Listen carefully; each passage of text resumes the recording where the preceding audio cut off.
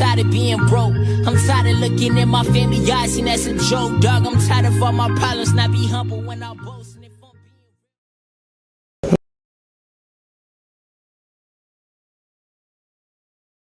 Yo, welcome to Couch Therapy with God. I am so happy for you to be tuning back in. Before we get started, please go subscribe, like right now.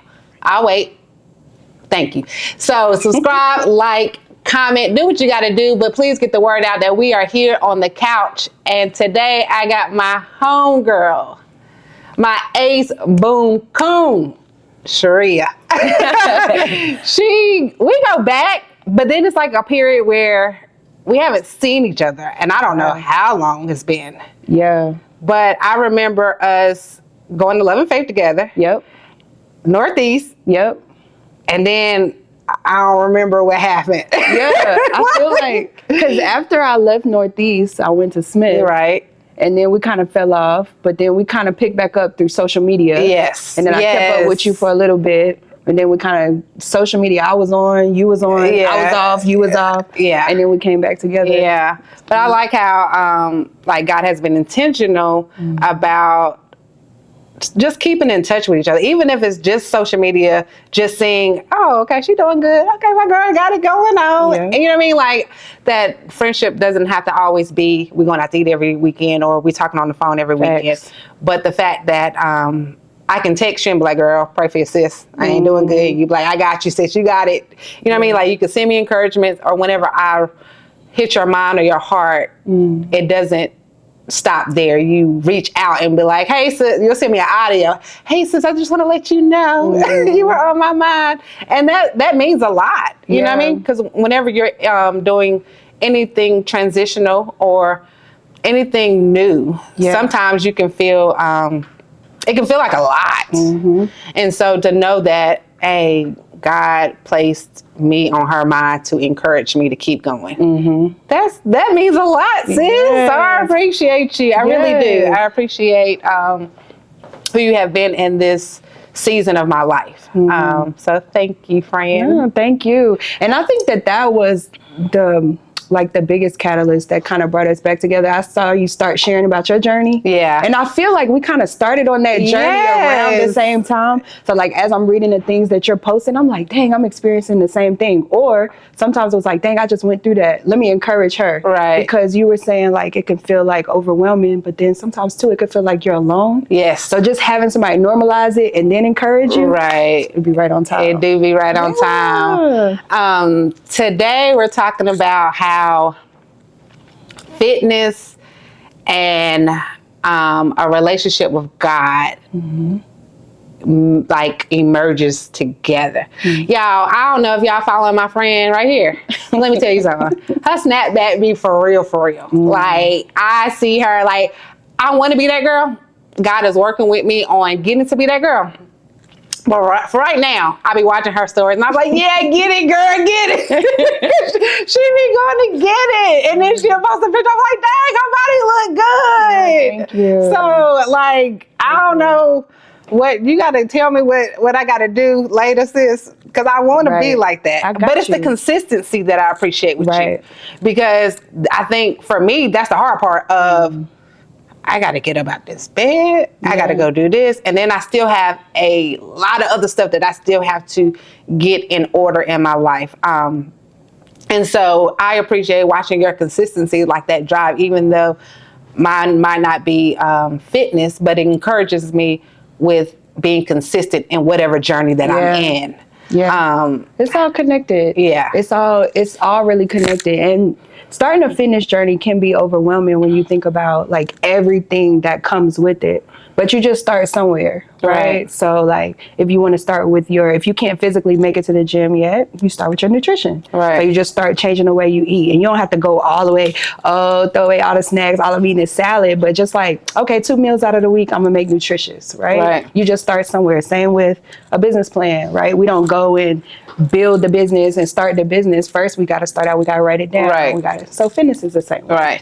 So tell me how we got to fitness, and then tell us how like God came in and met you. And how y'all got married. The greatest love story ever told, right? So 2020, the pandemic was here and everything was shut down, right? So I feel like 2020 for a lot of us was the time where if you weren't okay with being in the house with yourself and with your family, it all came out. And so for me, 2020 was when all of the skeletons that I had inside, that I had hid behind my career, the degrees, being a mom, like all of it came out and I was forced to like look at it. And so the most transitional moment for me, I remember is I walked past the mirror and I looked at myself and I was like, who is that? Like, who? I did not recognize myself. And it's so amazing how you can brush your teeth, wash your face, put makeup on, be in the mirror all the time, but never really like check in with yourself. So when I walked past the mirror and I looked at myself, I said, enough is enough. Like, I want to do something. And initially I looked at it too as like, okay, I'm going to start going out. It's going to get me out the house. It's going to get me away from my kids. It's going to be a break. It's going to be a space. But what I started to recognize is even when I left the house to go work out, that it only magnified the inner critic that was inside of me. So when I was working out, my motivation wasn't, oh, I want to lose weight. It was more so like I wanted to tear myself down. Like I wanted to beat myself up for even being in this position. I was 248 pounds. I don't know if I said that. No. I was out of shape. I'm talking about Taco Bell, cookout trays, all of that was just everywhere. And it really showed up in the way that I, parented my kids and showed up for myself. So when I went out to work out, it wasn't like I was like, oh yeah, we're doing this. It was more so like, why would you do this? Like, you're a horrible mom. You're a horrible person. Like everything, all of everything negative that I felt about myself, like came out in that moment. And so the particular track that I was going to, and stop me anytime because I'll just go. No, you're fine. But the particular track that I was going to, there was this trainer out there and he kept trying to give me a business card, right? And he was like, yo, you should train with me. I see you out here all the time. You're doing good. I could really elevate you. But I was like, no, like I didn't want to train with him. Not because I thought he was a bad trainer. It's just because I didn't want him to see how disgusting I was or I felt. I didn't want him to know the truth. It was me still trying to hide behind this facade. Like I wanted to just do it all by myself. And like the inner critic inside of me was so bad. I didn't want to be around anybody else while I was doing that. And so I denied him. I kept going, I kept working out. And then one particular day he came up to me and he said, I'm having a group fitness class. It's not one-on-one. It's not me and you. It's a whole bunch of people. Just come out and just try it. So I was like, all right, bet. Like I'll go. I can just hide in the bag. Like I could just see what it's about. So he'll leave me alone. So I went that day, and from the moment that I picked up the weights, it was like something inside of me was like ignited. Like something I hadn't felt in a long time. It was like hope. It was like passion. It was like joy.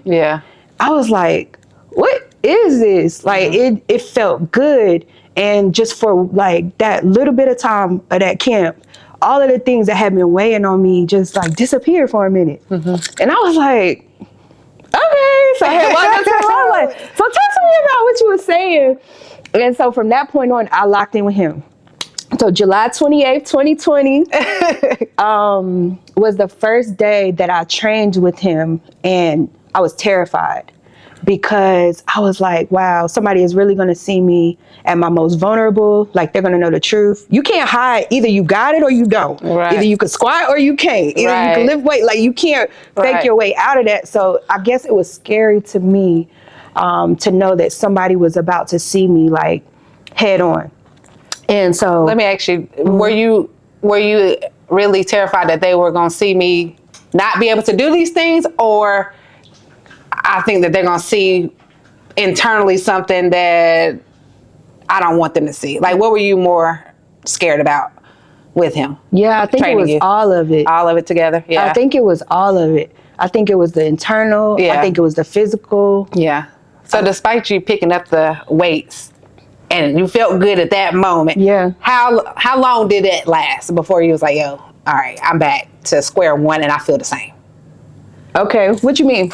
So I pick up the weights. Okay. I feel hope. I feel joy. I feel all this, right? I put the weights down, but now you're telling me I text him and now I'm scared. When did my original feelings come back? Okay.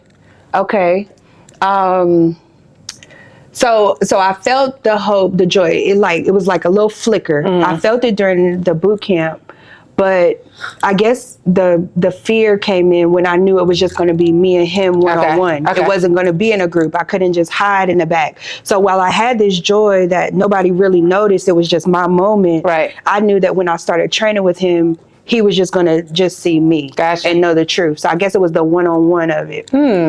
And so when the first day I trained with him, I was training and the inner critic was still there. It was yelling. It was like, come on, girl, now you embarrassing us in front of everybody. Like, you still can't get it right. Like, come on. And it went on like this for a couple of training sessions. And then one of the sessions, I can't remember specifically why, I had stopped listening to this voice and I started hearing his. And his voice was saying things like, you're stronger than you think. Like, you got this. You're killing it. I'm proud of you. Like, wow. It was just like, it was a different type of motivation. It wasn't me tearing myself down to get there. It was more so like, it was uplifting me. And it made me feel better. It made me go harder. It made me be more productive in the workout. And it made me leave feeling empowered. So when I heard that, I was like, you know what? Let me try that. So the next time that I came and worked out, I tried to start using that voice with myself. I started saying, you killing it. Like, you're doing good. Like, this is amazing. Like, wow, girl. And I liked the way that it felt. But for me, I only felt that way when I was working out. As soon as the workout was over, immediately the weight of the world came right back on me and I would drive off and the inner critic would be going. So it was at a point where I was like, how do I translate this to my life? Because I don't want the only place that I feel good to be in fitness. Like, I need this as a mom. I need this as a person. I was going through a very breakup at that time. So I needed it to heal my heart. And so in hindsight, thinking about it, like, now that I know that God was in it working the whole time, I feel like we are the same way with God. Right? Like, I feel like because of our sin, because of the things that we did, because of what we have going on internally, that we aren't good enough to go before God. Right? In the same way that I felt like I wasn't good enough to go before a trainer. But in the same way that if you're overweight, if you're out of shape, that's when the trainer wants you. When you're a sinner, when you're at your weakest point, when you're feeling vulnerable, God wants you. Right? And so mirroring the two, I started like, nah,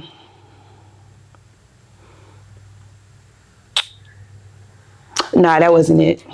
Okay. I was thinking that, and I know that was Holy Spirit, because when you were talking, I was thinking the same thing. I was thinking, is that how you felt about God in regards to, I don't want to go before you, God, because I think you really gonna see me. And a lot of times I think that, and when I say me, I mean what I've been through, my sins, where I'm really at. And a lot of times, I know for me, it's been times where I have hesitated about going before God because I don't want to deal with me. Like, I know that he's going to shine that light on me and he's going to show me who I am. And a lot of times I'm like, God, I don't want to deal with that. Like, a lot of times, and I think a lot of people want to stay surface level with God. And God's like, I want to go deep with you, girl. Like, I want to uproot some things. I want to deal with who you really are. But a lot of times, it's times that I have to tell myself, no, Ashley, we cannot stay surface level with God. I need to go deeper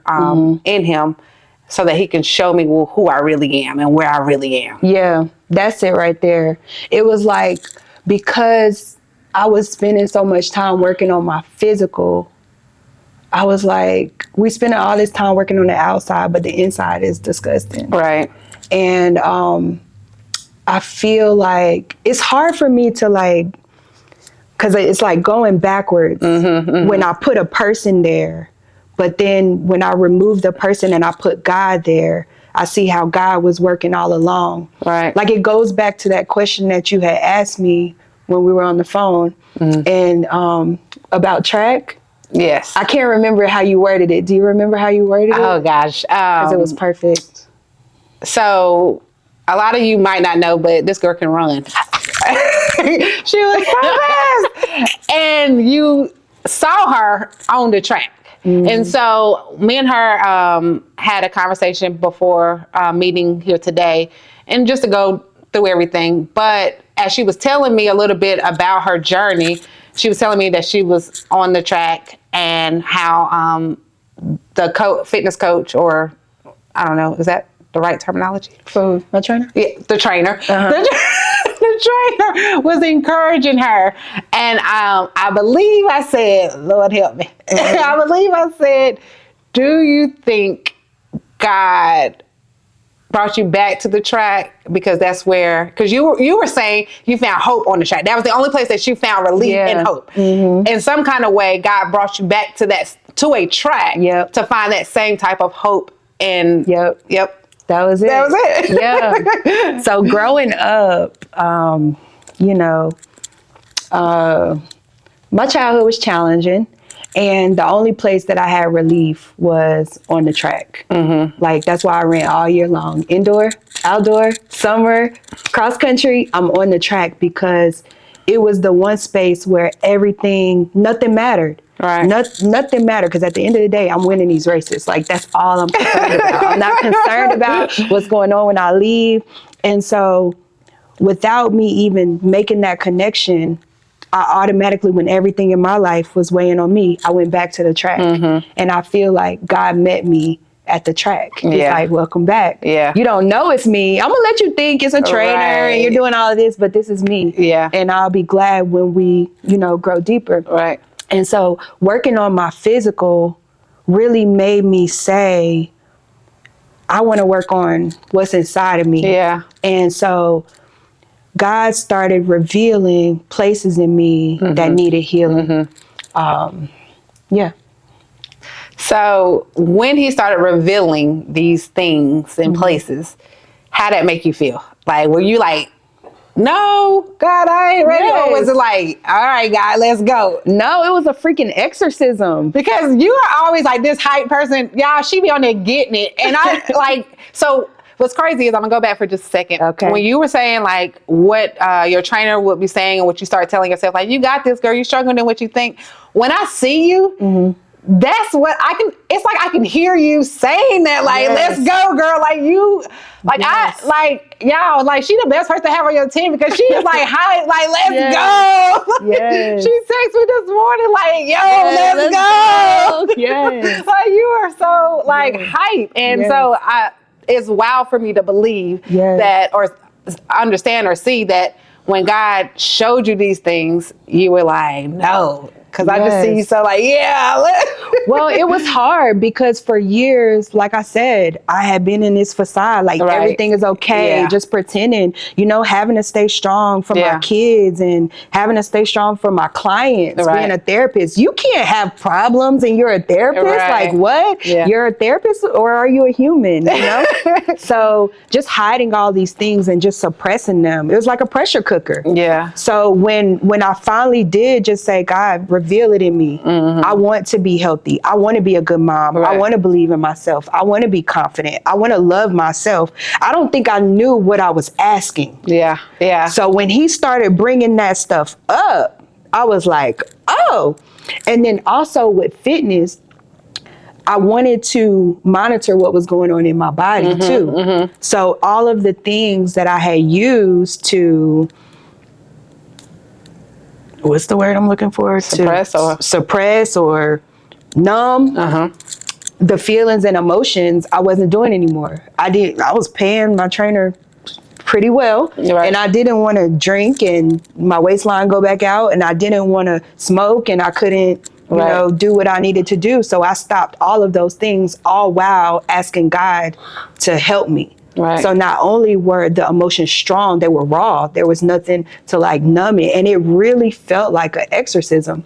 And I had so many people during that time that would tell me, like, being with God shouldn't make you feel like that. Like, you gotta, you know, they were like, that doesn't make sense. Like, that doesn't seem like you have a relationship. What are you really doing? Like, they just were not encouraging. And it was hard for me around that time too, because all of the things that used to make me feel safe, all of the things that I could hide behind, drinking, smoking, all of the places I used to go and just lay on people's couch and just like, none of those places fit where I was.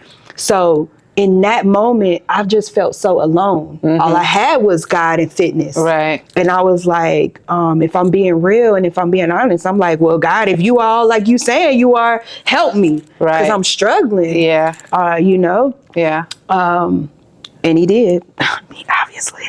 But it was a challenging season for me. I think people negate purging season with God. Like when he's like taking those things off, that is not an easy thing. And sometimes it's things that we honestly, it's some things that I didn't want to let go. Like I was like, I'm okay with this guy. Like you for real want to you want to take this away from me? Because I'm okay. Like this is okay for me.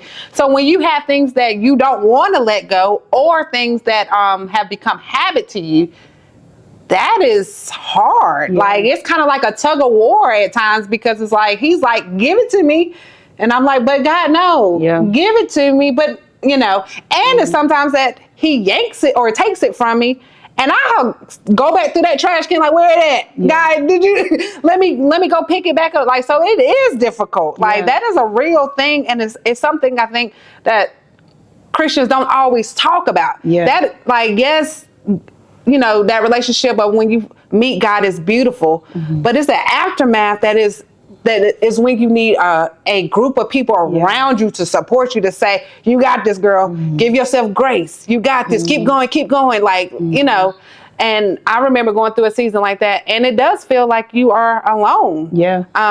And if you're not mature, sometimes it can make you revert. It could be the enemy can make you revert back to it, because you're like, this is not the place for me because I'm alone. Like, this is too much for me. Let me just go back to what was comfortable for me. So, okay, so we go through and we meet our trainer, and they start to speak positively to us. Did I say that right? But you got what I said. Okay. They're doing that to us, and then we start to say it to ourselves, right? Then God starts to reveal who he is, and then how we get here. Like, how's everything going now? Where are we at now? So now I would say the gym is the place. Well, the one thing during that time that was consistent for me, because it was the pandemic, was God and was fitness. Like, I was heavy on my spiritual journey. I was heavy with fitness. And what I started to do is, in my own time, so once I got in the swing of training with the trainer, I started to work out on my own. And so, love him to death, but he played trap music. And I don't even know the trap songs. I just really hear the beat and just go, you know? So when I would train on my own, I would play praise and worship music. And something started happening when I did that. It's like God would start talking to me during the workout. Through the songs, he would start giving me strategies for my business, because at this time, I was also stepping into entrepreneurship and starting my own practice. So he would start giving me strategy for the business plan. He would be telling me how much he loved me. He would be just giving me strength and power. And so I started looking forward to working out, not for the fitness part, but for the encounter. And so when you talk about consistency, it's because when I go work out, I know I'm going to work out, but I know I'm gonna have an encounter with God. Right. And that makes me show up every time. Right. And also I'm like, if God is doing these amazing works for me outside of the gym, the one thing that I do have control over is my temple. Right. I want my temple to be the best temple to house my spirit so I can last as long as God desires me to last, and that I can have the strength to do the things that he asks me to do. So I think presently I look forward to working out so I can have an encounter with God. Because now, even if the trap music is playing, you don't hear it. I just hear him. And he's just like, go, yes, you're killing it. I was like, yes, God, let's go. Like, we're doing it. We're in such good shape. Like, we're really shaping out. So I just really just enjoy being able to celebrate him and to thank him. It's like shouting to me, too. It's just like, thank you, God, for bringing me through. And sometimes it's thanking him, and sometimes I'm dragging myself there. Like, I'm torn down, I'm beat down, and it's a surrenderance of everything I'm going through. I'm like, when I leave this workout, everything that I brought in here, I'm laying it at your feet, and I'm allowing you to give me a fresh wind. Right. Because I'm tired. And every time I go, he does it. It's just like, amazing. He meets me there every time. I mean, he meets me everywhere now. Like, I know how to meet him everywhere. But the gym is one of my favorite meeting places for us. Does your children know, like, have they been able to see, like, your journey and your relationship with God cultivate and blossom to what it is today? Like, have they been I don't know how old they are, but have they been able to understand and see, like, okay, I see my mama getting it? Like, yes. So my two youngest, they are, they've been with me throughout the whole journey. Right. So they've been with me at the track. They've been with me at the gym. He actually created a whole, like, nursery space because I did have kids, because I came so frequently, which helped other moms be able to bring their kids, which was good for the gym. But yeah, they love fitness. They're into sports. I mean, seeing them out there running and getting. That's it. All we listen to is gospel music. We watch sermons together. Like, they know the Lord. They know Jesus. And somebody actually said something to me about that one time. And I don't know, just kind of off topic or off subject. But they said that I should be allowing my kids to listen to all types of music, because when they get out in the real world, they're going to be lost, or they're going to be, like, at a deficit or something, because all we listen to is gospel. And I don't know. Honestly, so I have 17-year-olds, and they listen to everything. They do. But I allow them to play it around me so I know what I'm dealing with, what's the prayers that I need to go out. Because they're 17, I know what I can mandate it here. Yeah.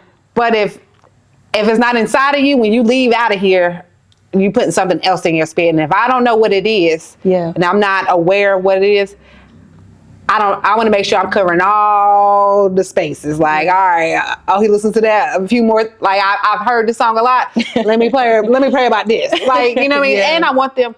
I also do it because I want them to be themselves around me, and I want them to go to God who they are. Like, I struggle with so long with this feeling like you have to pretend to be this certain kind of way to be a Christian, or to be what everybody thinks a Christian is. Yeah. And so I really try to, like, preach to my kids, like, be who you are.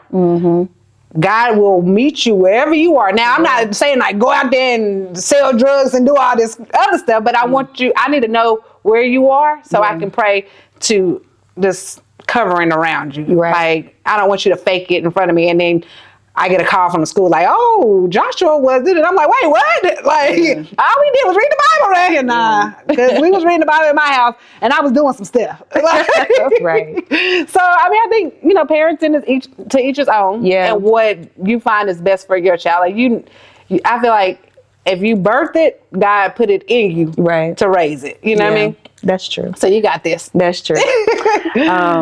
So Yeah, they're into fitness.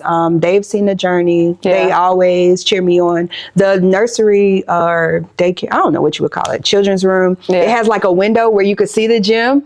So like a lot of times I see them in the window. They like doing the moves with me. They like, and I'm like, you know, like they encourage me. Yeah. Because then too, I think about when they're on the track and I'm like, go, like push, give it more. So when I'm tired in the gym, I think about them. I'll be like, nah, Noah would keep going. Nah, Maya would keep going. Nah, Zoe would keep it going. Yeah. Like they hype me up. They make me want to be better. Like, they make me just want to give it my all every time I'm out there. Yeah. I know people be like, what does she have to prove? I know people be watching like, they do. She be going off. And I be telling everybody, they're like, what is it? How do you do it? Is it pre-workout? I be like, yo, it's God. I'm just telling you. I don't know. Really now your snapback, I'll be wondering like, what God, what holy water is she drinking? Because I'm missing it because your snapbacks be crazy. Yes. Now the first time I did it, it wasn't a strategy to it. I just was in a calorie deficit. Yeah. I barely was eating and I was working out like 3 times a day. There was no intentionality. Yeah. This time around, because I went right back up, this journey is very intentional. Everything is, I'm connecting my mind to my body. I'm connecting with God. I'm coming into agreement. I'm just doing it at my own pace. I'm not missing no meals. I'm eating. So I'm just allowing it to just happen in the same way of the journey with God. Right? Just really being intentional about it and making sure that I'm locked in. Yeah. You saying that, it made me think about my own journey when I first got saved as an adult, like for real. Yeah. It was just this flame that just went up. And I was like running for God, like, this, he my man, like we gonna do this, da-da-da. But I think I got so caught up in how I can make this work. Like, all right, God, you want me to stop doing this, and that. All right, God, you want me to go to church? You want me to do this? You want me to, like, I started I started running it and not allowing God to give me the wind or the power to run. So I burnt out so fast. Yeah. And I reverted to what was still inside of me. Yep. And so when I went back to God, my conversation with God was, God, do what you want to do. Yes. I am taking my hands off. Until you say purge, I just allowed him to take full control over it. And my relationship with him now has been so pure. Yeah. Like, you know what I mean? Like, he know me and I know him. Right. He know my flaws. I'm not hiding nothing. And I know what I know, like, all right, Ash, you got to bring it back in line. Yeah. Like, he meets me where I am. Every time. I love that. Every time. Like, my husband is good. He's a great man. But God, like, that's a different type of, like, seriously, like, I can slam the door, I can go off, I can go do this, and God's still like, but sis, I love you. Yep. Like, I don't know I could do that to my husband. My husband's probably gonna leave me. But, God show, like, he really shows you what true love looks like and feels like. And sometimes, like, for people who aren't married or haven't been able to feel that, I love how God gives you that first. Like, this how love feels. Yeah. This how real love feels. It is. This grown man love right here. It is. I love that. It is. Go ahead. But it just puts you in this whole other realm that anything that doesn't feel like it is intolerable. Right. That's true. For those who, what am I trying to say? I'm probably not supposed to say it. Yeah, I want to say it. I don't even have the words, so I'm not supposed to. Okay. But basically, all I was just trying to say is, like, anything else that tries to come that doesn't mirror God's love is intolerable. Right. That's all I was trying to say. That's good. Yeah. That's good. Did I catch that, Jim? Tell them where to find you at, sis. Y'all can find me in Charlotte, right? North Carolina. social media. So my social media has like underscores and stuff. I don't even know how many underscores I had to put to get it to where it need to be. All right. We can drop it somewhere. Okay, we'll drop it. And y'all go follow her, watch her, like y'all connect with her. Yes. I didn't even know you were a therapist. Yep, mental health therapist. I have a virtual platform right now. I accept insurance. I accept self-pay. So yeah, mental health therapy. Also do fitness training. Also do nutrition plans. Also help you get closer to God. She do it all, y'all. She's just like a walking miracle vessel. A walking vessel.